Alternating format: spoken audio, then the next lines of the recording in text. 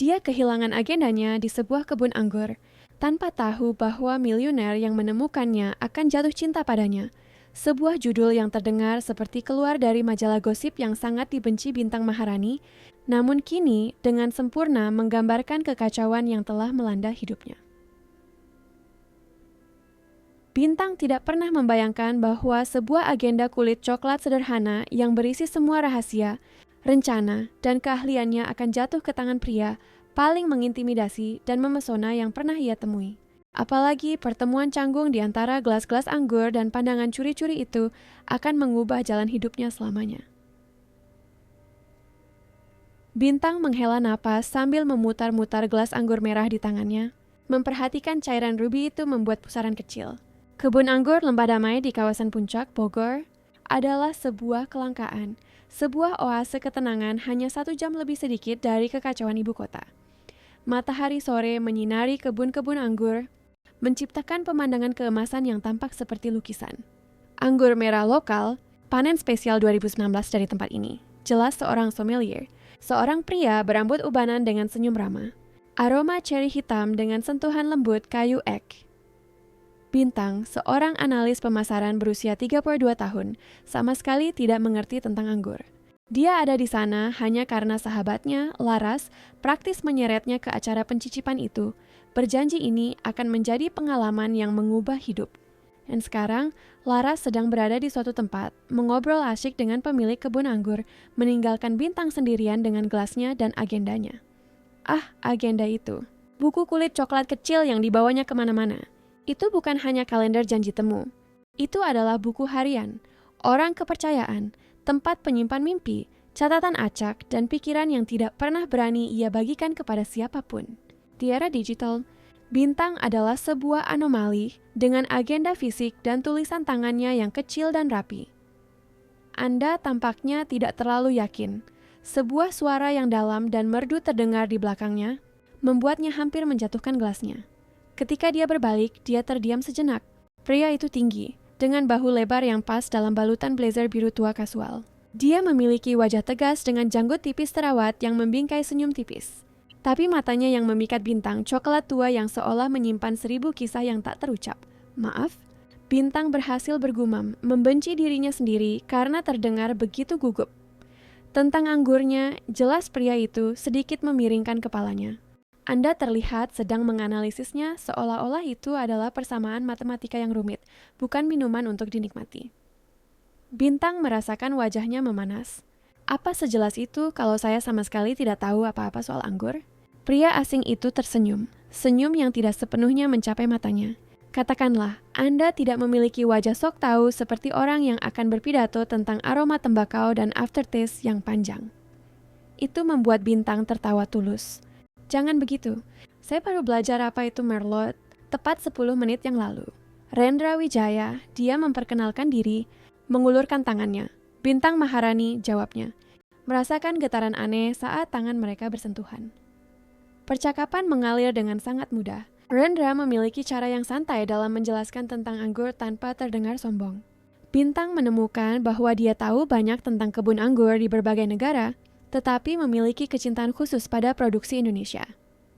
Yang tidak dia sebutkan, dan Bintang tidak mungkin tahu, adalah bahwa dia memiliki salah satu perusahaan kelapa sawit terbesar di negara ini dan kekayaan yang diperkirakan mencapai triliunan rupiah. Dan Anda, apa pekerjaan Anda selain diseret ke acara pencicipan anggur? Tanyanya dengan minat tulus. Pemasaran digital. Tidak ada yang semenarik. Teriakan melengking Laras memotong pembicaraan. Bintang, kita harus pergi. Ada keadaan darurat di kantor. Bintang melihat jam tangannya, terkejut melihat hampir 2 jam telah berlalu. Dengan permintaan maaf yang terburu-buru, dia mengambil tasnya dan mengikuti sahabatnya. Meninggalkan tanpa sadar agenda kulit coklat kecil itu di atas meja pencicipan. Rendra Wijaya, sang miliuner sawit yang pendiam dan jarang tertarik pada orang asing, memperhatikannya pergi dengan perasaan aneh bahwa sesuatu yang penting baru saja dimulai. Ketika dia melihat agenda yang tertinggal itu, dia tidak ragu untuk mengambilnya. Apakah itu hanya alasan untuk bertemu dengannya lagi?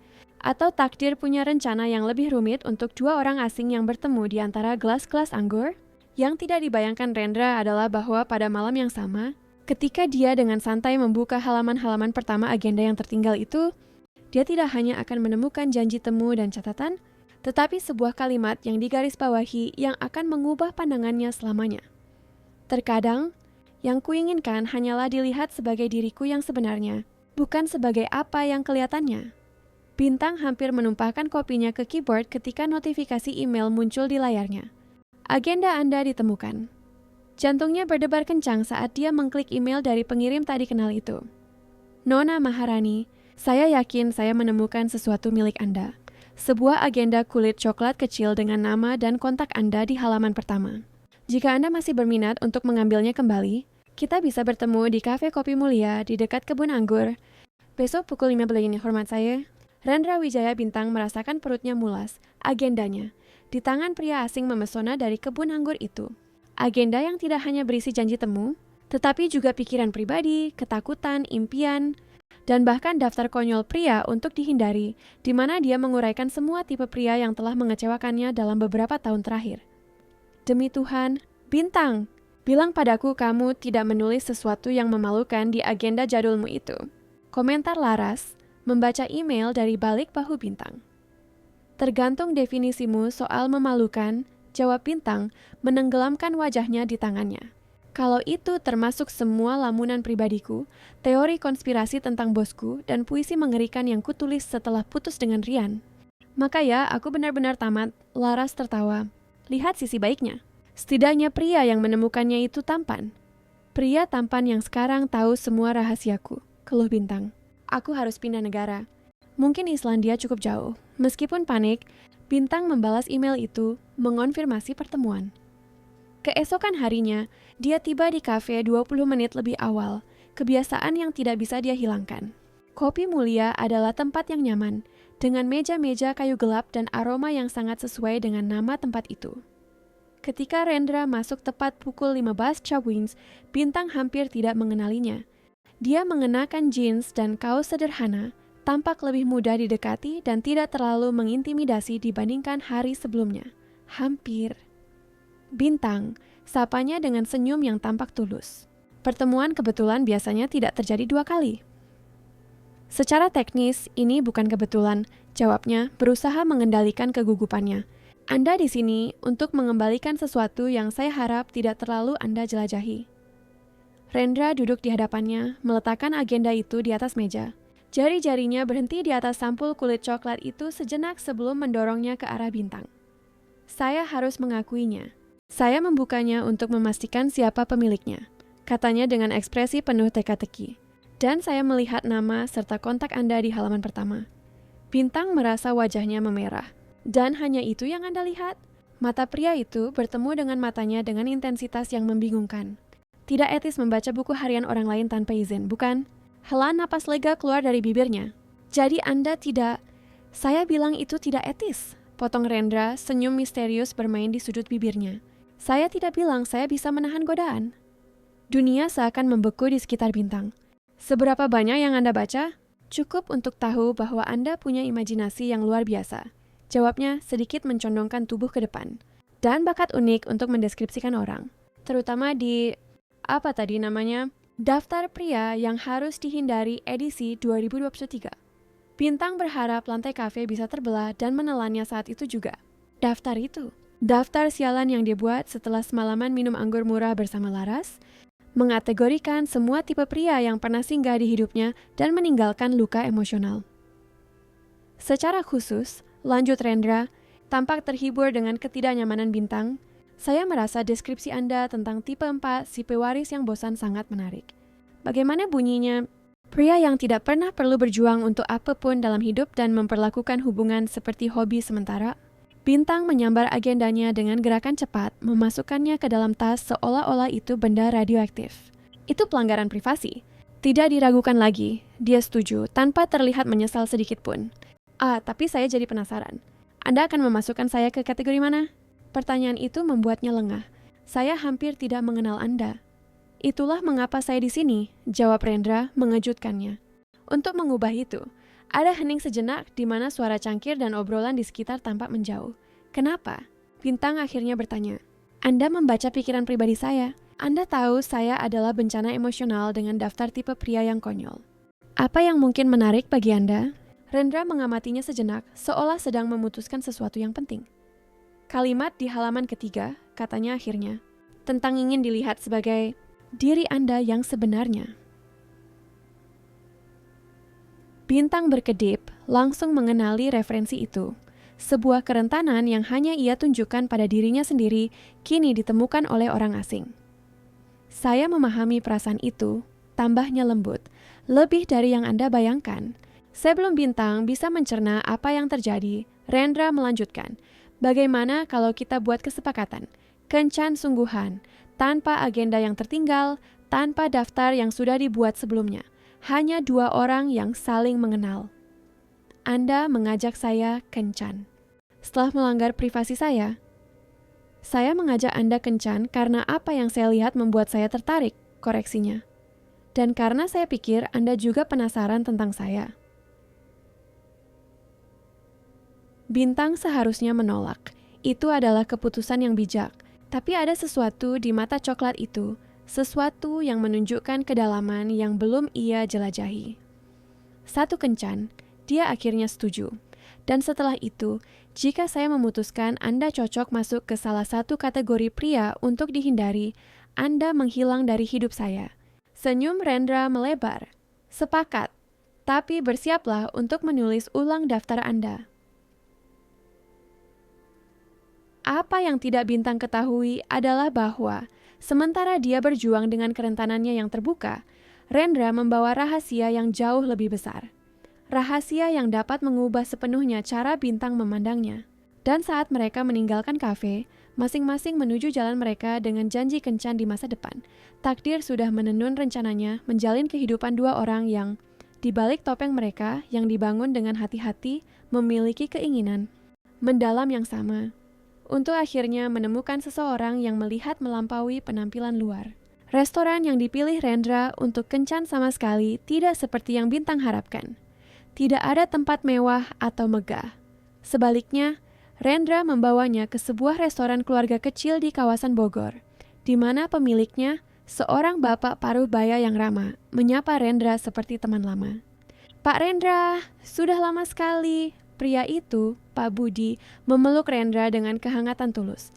Dan saya lihat Anda membawa teman istimewa kali ini. Pak Budi, ini Bintang. Rendra memperkenalkan dengan senyum tipis. Bintang, ini adalah orang yang bertanggung jawab atas nasi liwet ternak yang pernah Anda coba seumur hidup.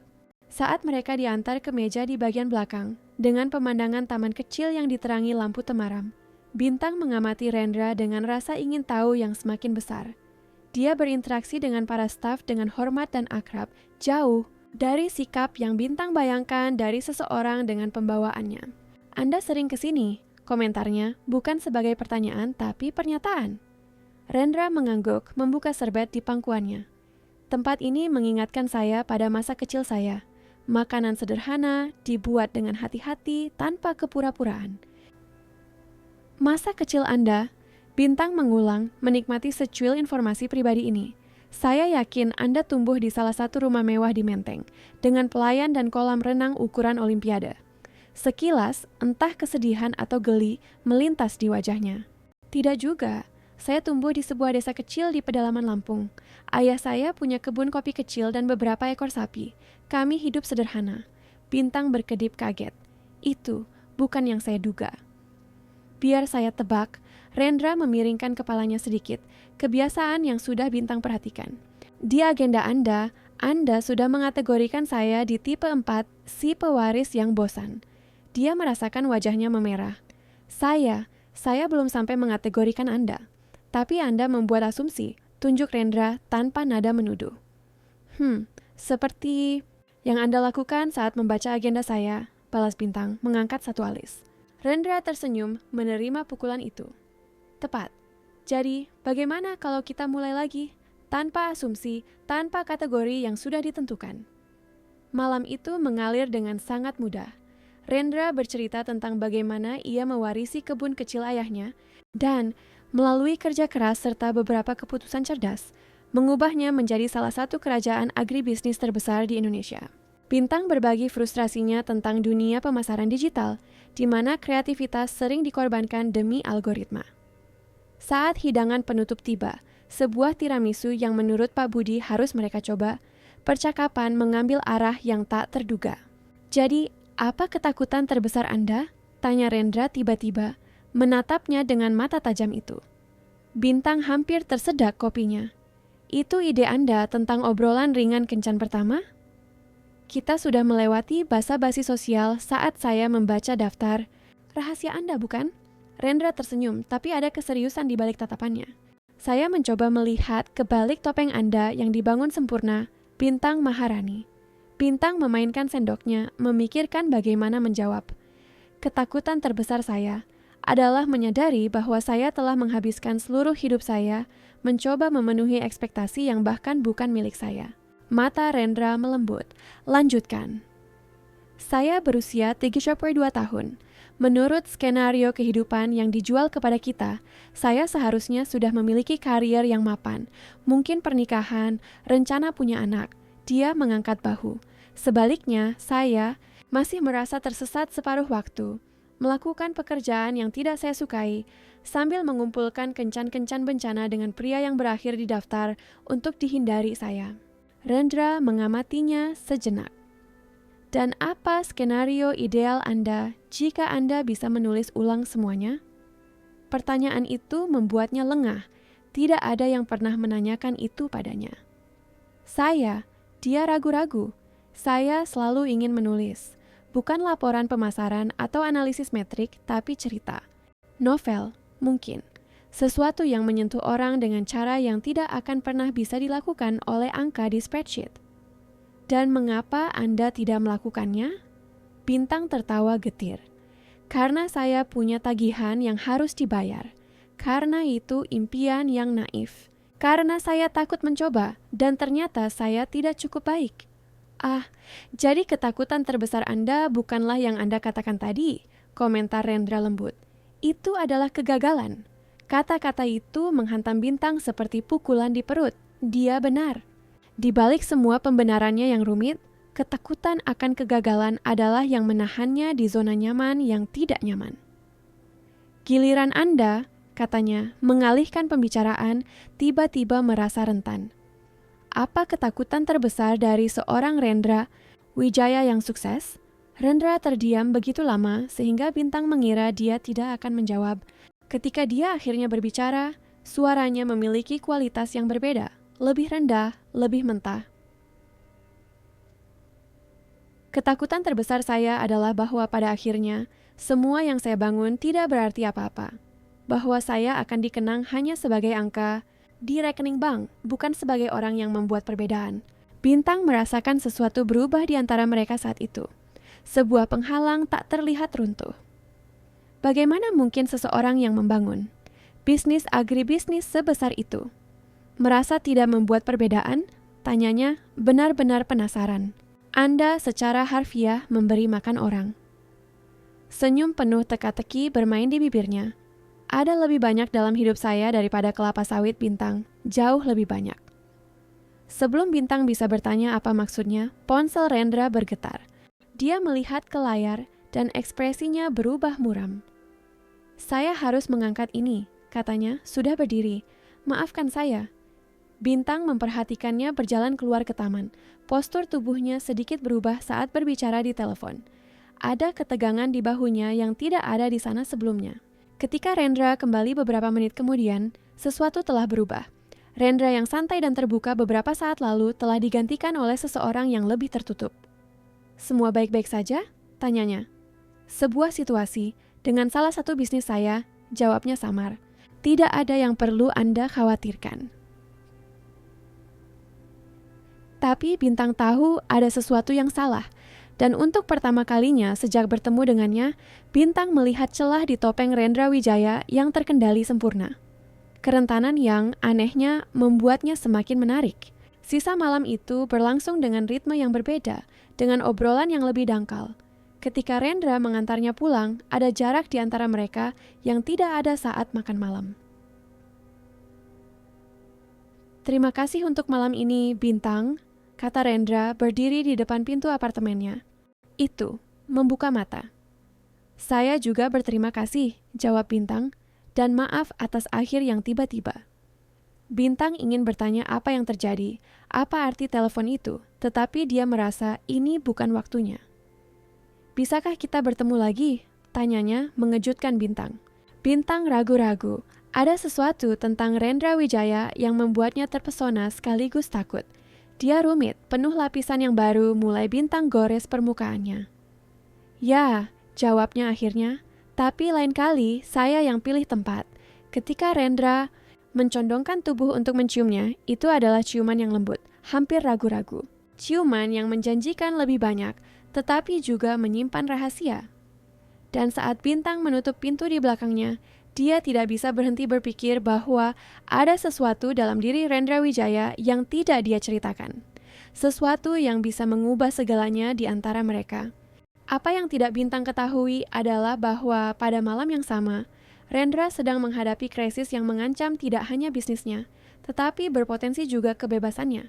Dan bahwa ketakutan yang telah dia bagi dengannya tentang tidak membuat perbedaan akan segera diuji dengan cara yang tidak dapat mereka bayangkan. 3 hari berlalu tanpa kabar dari Rendra. Bintang berganti-ganti antara khawatir, kesal, dan upaya paksa untuk bersikap acuh tak acuh yang bahkan tidak bisa menipu dirinya sendiri. Di pagi hari keempat, saat dia sedang minum kopi di meja dapurnya yang kecil, ponselnya bergetar karena notifikasi. Ya ampun, Bintang! Laras praktis berteriak di seberang telepon. Kamu lihat beritanya? Ada di semua koran. Kamu bicara apa? Tanya Bintang, masih mengantuk. Pria tampanmu dari kebun anggur itu, Rendra Wijaya. Dia sedang diselidiki atas dugaan keterlibatan dalam skema perampasan lahan di Kalimantan. Mereka bilang dia menggunakan perusahaan cangkang untuk membeli kawasan lindung dan mengubahnya menjadi perkebunan kelapa sawit. Bintang merasa seolah-olah baru saja dipukul di perut. Dia dengan cepat membuka laptopnya dan mengetik nama Rendra. Judul-judul berita meledak di layar. Magnat sawit dalam penyelidikan Rendra Wijaya. Diduga terlibat kejahatan lingkungan kerajaan. Agribisnis dibangun di atas deforestasi ilegal Bareskrim Polri selidiki. Skema perampasan lahan yang melibatkan pengusaha besar foto-foto. Rendra keluar dari sebuah gedung dikelilingi oleh pengacara. Wajahnya yang biasanya tenang kini dipenuhi ketegangan. Bintang merasa dunianya berputar. Inikah arti telepon di restoran itu? Inikah sebabnya dia tiba-tiba menutup diri? Bintang, kamu baik-baik saja? Suara khawatir Laras membawa Bintang kembali ke kenyataan. Aku tidak tahu, jawabnya jujur. Aku perlu mencerna ini. Setelah menutup telepon, Bintang terdiam, menatap tajam ke arah berita utama. Ada sesuatu yang tidak masuk akal. Rendra yang dia kenal, yang berbicara dengan penuh semangat tentang asal-usulnya yang sederhana, tentang membuat perbedaan. Apakah mampu menghancurkan hutan demi keserakahan? Apakah pria yang membuatnya mempertanyakan ketakutan dan aspirasinya sendiri itu benar-benar penjahat seperti yang digambarkan koran? Telepon berdering lagi. Nomor tidak dikenal. Bintang. Suara Rendra terdengar berbeda. Lelah tegang. Kenapa kamu tidak memberitahuku? Tanyanya langsung, terkejut dengan nada terluka dalam suaranya sendiri. Helaan napas berat terdengar dari seberang. Ini tidak seperti yang terlihat. Aku bisa menemuimu? Aku perlu menjelaskan secara pribadi. Semua logika menyuruhnya untuk menjauh, untuk tidak terlibat dengan pria yang sedang diselidiki, yang namanya sedang diseret di semua media. Tapi ada sesuatu dalam suaranya, putus asa, ya, tapi juga ketulusan yang tidak bisa Bintang abaikan. Di mana? Hanya itu yang dia tanyakan. 1 jam kemudian, Bintang menemuinya di sebuah taman yang tenang di pinggir Jakarta. Rendra tampak menua bertahun-tahun hanya dalam beberapa hari. Lingkaran hitam di bawah matanya, janggut yang tidak terurus, bahunya membungkuk di bawah beban kekhawatiran yang tak terlihat. Terima kasih sudah datang, katanya singkat ketika Bintang duduk di sampingnya di bangku taman. Jelaskan, tuntut. Bintang tanpa basa-basi. Rendra mengusap rambutnya yang acak-acakan. Tuduhan itu sebagian benar. Lahan di Kalimantan memang dibeli menggunakan perusahaan cangkang dan diubah menjadi perkebunan. Tapi itu bukan atas perintahku. Lalu perintah siapa? Rekan bisnis saya, Marco Wibowo. Kami bermitra selama bertahun-tahun. Dia yang mengurus ekspansi lahan, sementara saya mengelola produksi dan pemasaran. Rendra menatap langsung ke mata Bintang. Aku baru tahu apa yang terjadi 3 bulan lalu. Telepon di restoran malam itu adalah konfirmasi bahwa penyelidikan telah sampai kepada kami. Bintang mencoba menyerap semuanya. Dan kamu tidak tahu sebelumnya. Bagaimana mungkin? Marco menyimpan semuanya dalam sistem paralel. Dia menggunakan nama kami, reputasi kami, tapi menyembunyikan asal-usul properti baru itu. Suara Rendra bergetar. Aku lalai Bintang. Seharusnya aku memeriksa. Seharusnya aku mempertanyakan bagaimana kita bisa berekspansi begitu cepat. Ini salahku juga karena kelalaian. Dan sekarang aku bekerja sama dengan pihak berwenang. Menyerahkan semua yang aku tahu. Semua dokumen yang berhasil aku kumpulkan. Tapi namaku, dia menelan ludah. Namaku dan semua yang kubangun akan hancur. Puluhan tahun kerja jujur ternoda oleh kesalahan penilaian yang mengerikan. Bintang mengamati wajahnya, mencari tanda-tanda kebohongan, manipulasi. Tapi yang dia lihat hanyalah seorang pria hancur yang menghadapi konsekuensi karena mempercayai orang yang salah. Kenapa kamu menceritakan ini padaku? Kenapa kamu peduli dengan apa yang kupikirkan? Rendra menatapnya dengan kerentanan yang melucuti Bintang.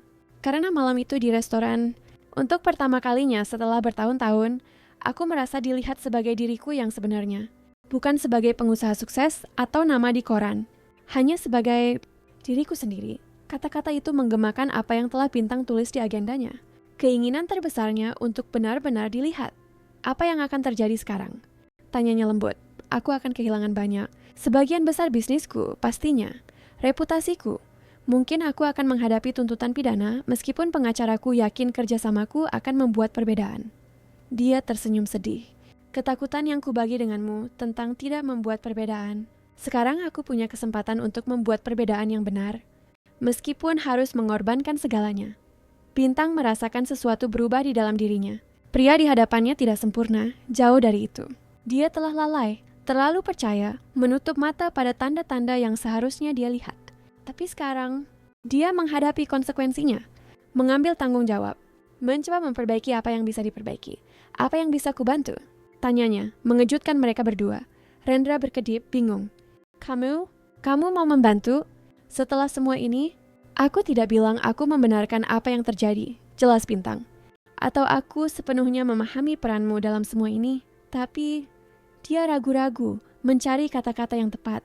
Aku percaya pada kesempatan kedua, pada penebusan. Dan jika kamu benar-benar berkomitmen untuk melakukan hal yang benar sekarang, aku ingin berada di sisimu. Setetes air mata mengalir di pipi Rendra. Kenapa? Kamu hampir tidak mengenalku. Kebanyakan orang lari dariku seolah-olah aku membawa penyakit menular. Bintang menyentuh wajahnya dengan lembut, mengejutkan dirinya sendiri dengan gerakan itu. Mungkin karena aku melihat sesuatu dalam dirimu malam itu di restoran. Sesuatu di luar si pengusaha, di luar berita utama. Dan juga dia ragu-ragu. Karena aku tahu bagaimana rasanya dihakimi sebelum punya kesempatan untuk menceritakan kisahku sendiri. Sore itu di taman menandai awal dari sesuatu yang tidak mereka rencanakan. Dalam minggu-minggu berikutnya, saat proses hukum berjalan, Bintang tidak hanya menjadi kehadiran tetap dalam hidup Rendra, tetapi juga suara akal sehat dan harapan. Dia membantunya mengatur dokumen, menyiapkan pernyataan publik, dan yang terpenting, membantunya untuk tidak kehilangan kepercayaan pada dirinya sendiri ketika segalanya tampak runtuh. Skandal itu, seperti yang diduga, menghancurkan sebagian besar kerajaan yang telah dibangun Rendra. Sebagian besar kontrak dibatalkan, investor mundur, dan pers mengubahnya menjadi penjahat yang sempurna, si magnat serakah yang mengorbankan hutan demi keuntungan. Tapi jauh dari sorotan, cerita lain terungkap. Dengan bimbingan pengacaranya dan dukungan tak kenal lelah Bintang, Rendra melakukan lebih dari sekadar bekerja sama dengan pihak berwenang. Dia menjual properti sah miliknya untuk menciptakan dana besar yang ditujukan untuk proyek reboisasi di area yang terkena dampak. Dia mencari organisasi lingkungan yang dihormati, bukan untuk membersihkan citranya, tetapi untuk memahami bagaimana dia bisa benar-benar memperbaiki kerusakan yang disebabkan. Kamu tidak perlu sejauh ini, komentar Bintang suatu malam, saat meninjau rencana restorasi lingkungan yang diajukan Rendra ke Kejaksaan Agung. Pengacaramu bilang cukup dengan kerja, sama dan beberapa kesepakatan finansial kecil. Rendra mengangkat matanya dari dokumen, tatapannya bertemu dengan Bintang dengan intensitas yang masih membuatnya kehilangan napas.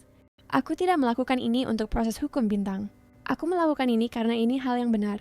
Karena aku ingin bisa melihat cermin lagi. Pada saat itulah Bintang menyadari bahwa dia telah jatuh cinta padanya. Bukan pada pria yang dia temui di kebun anggur, percaya diri, menawan, tak tersentuh oleh kesulitan, tetapi pada Rendra yang tidak sempurna ini, yang berjuang untuk menebus dirinya, menemukan kekuatan untuk membangun kembali tidak hanya hidupnya, tetapi sesuatu yang lebih besar dari dirinya sendiri. Yang tidak Bintang ketahui adalah bahwa Rendra masih menyimpan satu rahasia terakhir. Rahasia yang bisa mengubah segalanya di antara mereka dan yang akan segera terungkap. Sidang terakhir di Kejaksaan Agung dijadwalkan pada hari Selasa yang hujan. Bintang dengan gugup merapikan kerah blazernya sambil menunggu di luar ruang sidang. Rendra telah berada di dalam selama hampir 2 jam, menyelesaikan persyaratan kesepakatan kolaborasi yang akan menentukan masa depannya. Semua akan baik-baik saja. Laras, yang bersikeras menemaninya, meremas tangannya memberi dukungan. Dia sudah melakukan semua yang dia bisa. Bintang mengangguk, tetapi rasa mulas di perutnya semakin menjadi. Dalam 2 bulan terakhir, hidupnya telah berubah total. Apa yang dimulai sebagai pertemuan biasa di kebun anggur telah menjadi roller coaster emosional yang membuatnya mempertanyakan semua yang dia yakini tentang hubungan, tentang kesempatan kedua, tentang dirinya sendiri. Dia memintaku untuk tinggal bersamanya. Bintang tiba-tiba mengaku. Kata-kata itu keluar sebelum dia bisa menahannya. Mata Laras membelalak. Apa? Kapan? Tadi malam. Bintang menghela napas mengingat percakapan itu. Dia bilang, tidak peduli apa hasilnya hari ini, dia ingin memulai lagi, bersamaku. Dan kamu bilang, aku perlu berpikir. Bintang mengusap rambutnya dengan frustrasi. Archop, semuanya terlalu cepat, Laras, dan masih banyak yang tidak ku ketahui. Bagaimana aku bisa membuat keputusan seperti itu ketika aku bahkan tidak tahu apakah dia akan bebas besok? Sebelum Laras bisa menjawab, pintu ruang sidang terbuka. Pengacara dan petugas mulai keluar, diikuti oleh Rendra yang wajahnya sangat sulit dibaca. Bintang berdiri, jantungnya berdebar kencang. Ketika mata Rendra bertemu dengannya, sesuatu berubah dalam ekspresinya. Ketegangan sedikit mengendur, hampir tak terlihat.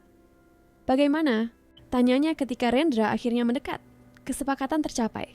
Tidak ada penjara. Dia berhenti sejenak, menarik napas dalam-dalam.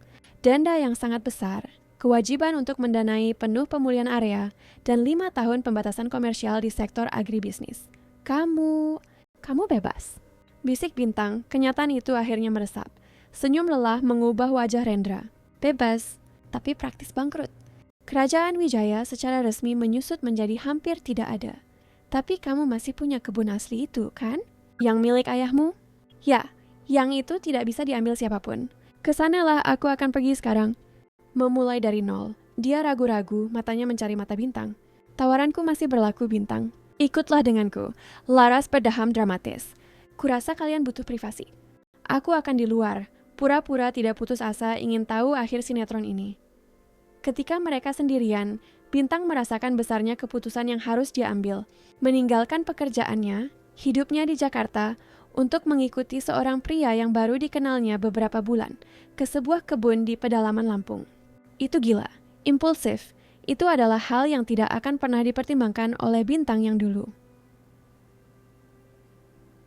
Sebelum kamu menjawab, kata Rendra lembut, ada sesuatu yang perlu kukatakan padamu.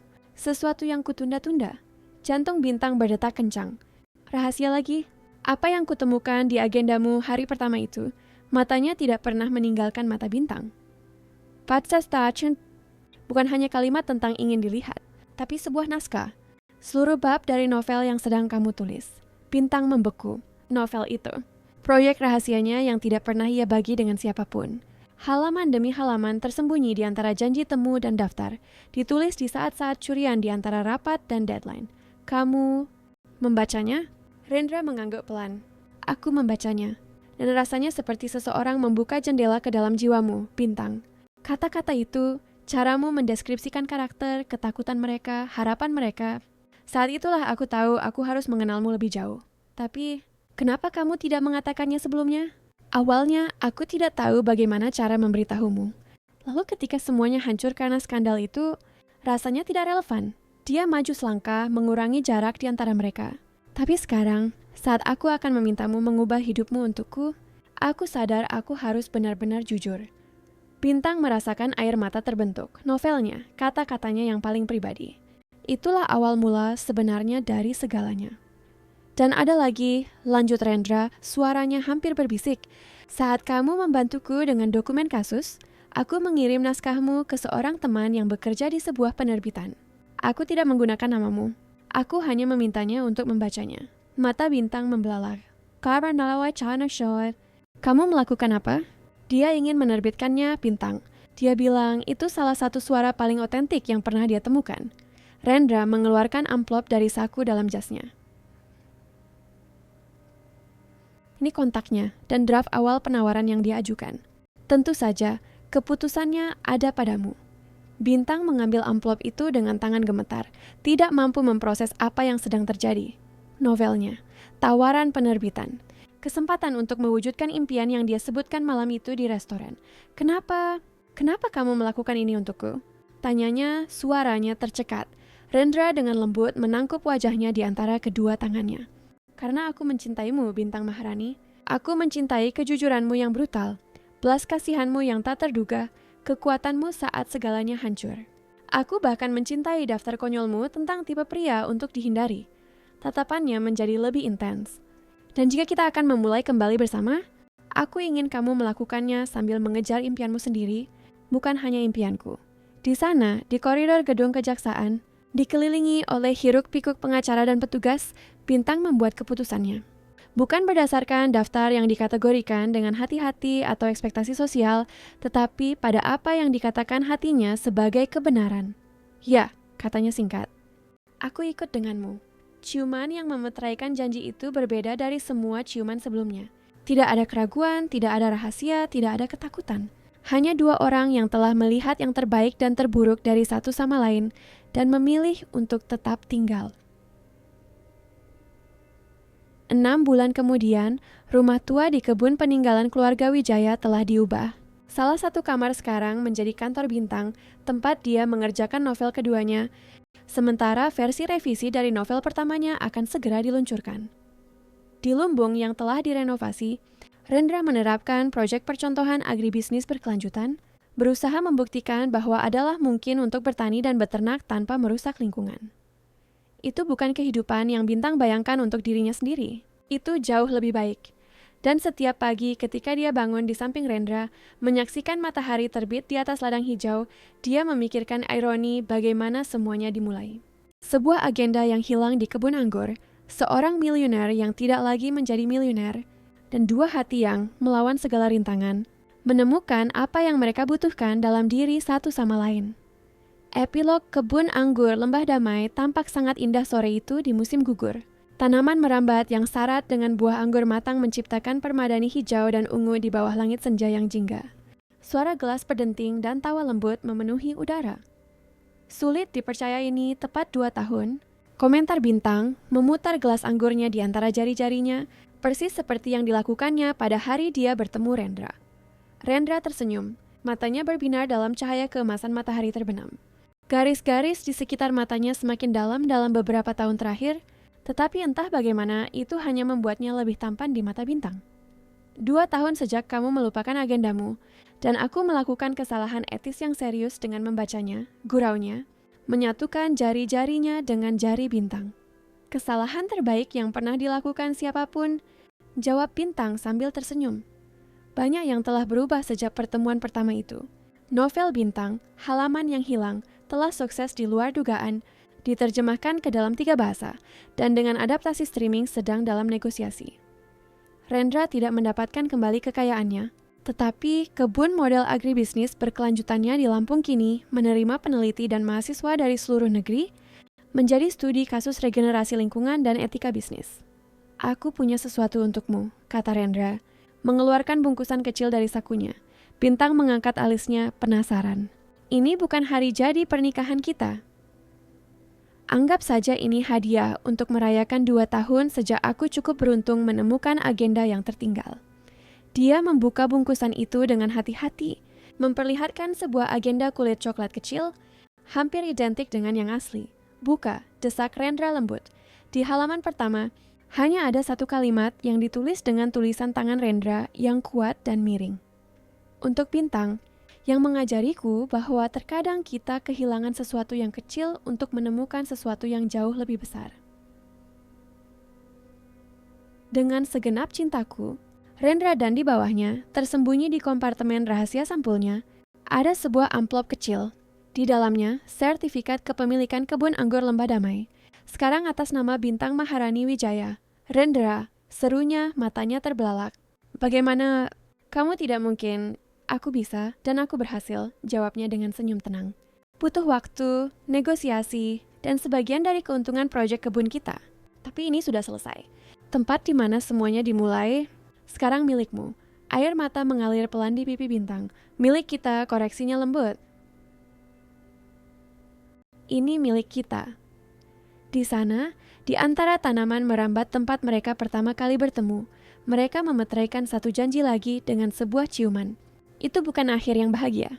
Itu hanyalah bab lain dalam sebuah kisah yang terus ditulis, halaman demi halaman, hari demi hari. Dan di suatu tempat, tersimpan dengan baik di dalam kotak kenangan di rumah mereka di Lampung, agenda asli itu tetap ada. Pengingat bagaimana sebuah benda kecil yang hilang dapat mengubah takdir dua orang untuk selamanya.